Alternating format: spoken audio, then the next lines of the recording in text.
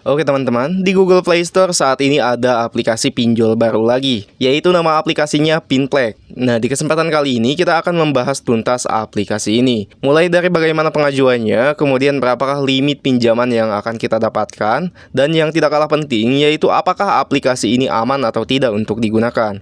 Oke, kita langsung aja mulai ke pembahasannya dengan membuka aplikasi ini terlebih dahulu. Nah teman-teman, saat kalian pertama kali membuka aplikasi ini, di sini akan ada keterangan permohonan izin, dan kalian bisa melihat izin apa aja yang aplikasi ini minta. Nah kalau misalkan kalian sudah paham, bisa langsung aja klik setuju.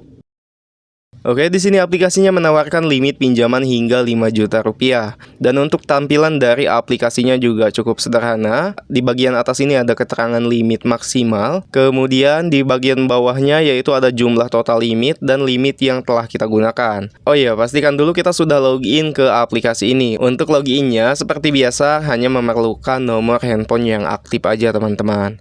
Oke, supaya teman-teman gak penasaran, sekarang kita langsung aja mulai ke proses pengajuannya. Di sini kalian bisa langsung aja memilih opsi ajukan sekarang. Nah, sebelum mengajukan pinjaman, aplikasi ini akan meminta beberapa izin penting. Salah satunya yaitu izin melakukan dan mengelola panggilan telepon. Artinya, selain aplikasi ini bisa melakukan panggilan telepon, mereka juga bisa mengelola panggilan telepon kita teman-teman, termasuk melihat riwayat panggilan. Selain itu, mereka juga akan meminta izin akses lokasi.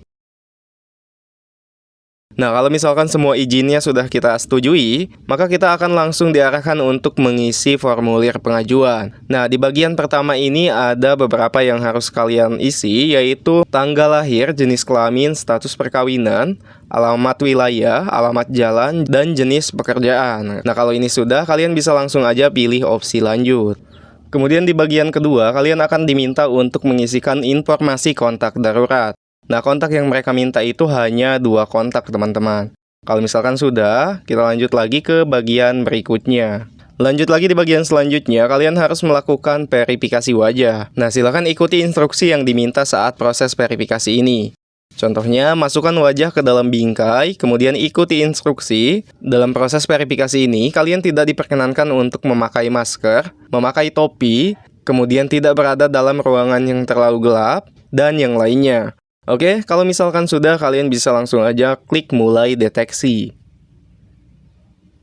Maka di sini aplikasinya akan meminta izin untuk mengambil gambar, teman-teman.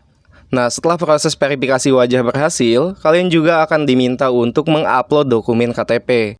Nah, pastikan KTP-nya sudah terupload dan nama serta nomor KTP-nya sudah terisi otomatis, teman-teman. Kalau misalkan sudah, nanti kalian bisa langsung aja pilih opsi lanjut. Oke, setelah KTP terupload, ternyata mereka meminta satu izin lagi, yaitu untuk mengirim dan melihat SMS. Nah, kita izinkan. Kemudian di bagian yang terakhir ini, kalian harus melengkapi informasi rekening bank. Nah, untuk informasi rekening bank ini banyak sekali pilihannya teman-teman. Tinggal kalian sesuaikan aja dengan bank yang kalian miliki. Nantinya kalau misalkan informasi rekening bank sudah, kalian bisa langsung aja pilih opsi lanjut. Oke teman-teman, di sini untuk data-data yang saya masukkan sudah berhasil mendapatkan limit pinjaman maksimal. Untuk limit pinjaman maksimal yang berhasil saya dapatkan yaitu 1.600.000.